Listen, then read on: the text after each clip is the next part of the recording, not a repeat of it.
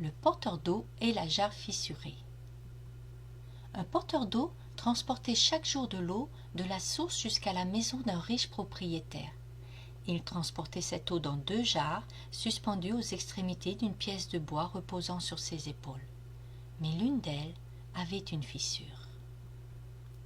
Pendant que l'autre jarre conservait parfaitement toute son eau de source jusqu'à la maison du maître, la jarre fêlée en perdait la moitié en chemin.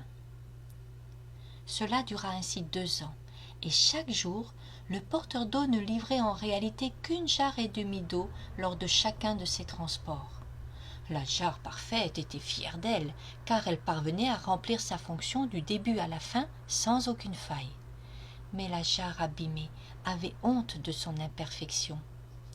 Elle se sentait honteuse, triste, découragée, parce qu'elle ne parvenait à accomplir que la moitié de ce qu'elle était censée faire.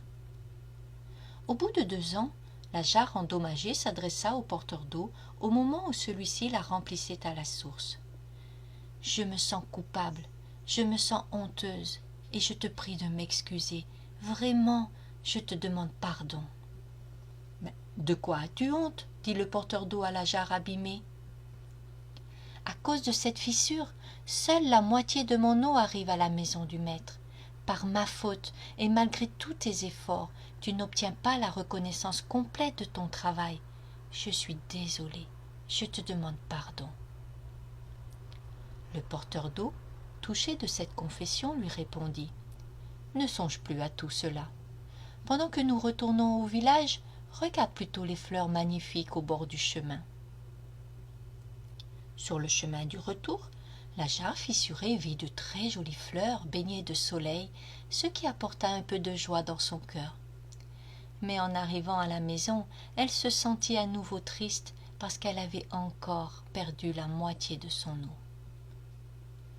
Le porteur d'eau dit alors à la jarre « T'es-tu rendu compte qu'il n'y avait de belles fleurs que d'un seul côté du chemin? De belles fleurs de ton côté et presque aucune fleur du côté de la jarre que tu penses parfaite? J'ai toujours su que tu perdais de l'eau, et j'en ai tiré parti. J'ai semé des fleurs de ton côté, et chaque jour tu les as arrosées. Pendant 2 ans, j'ai pu, grâce à toi, cueillir de magnifiques fleurs qui ont décoré régulièrement la table de notre maître. Sans toi, sans tes fissures qui ont arrosé, jamais je n'aurais pu trouver des fleurs aussi fraîches et aussi belles. » La morale de l'histoire ? Nous avons tous des blessures, des défauts, des échecs. D'une certaine façon, nous sommes tous déjà abîmés. Mais que personne ne se sous-estime, car chacun a sa propre valeur. Nos imperfections nous rendent spéciaux et permettent au divin porteur d'eau de nous utiliser pour une mission spéciale.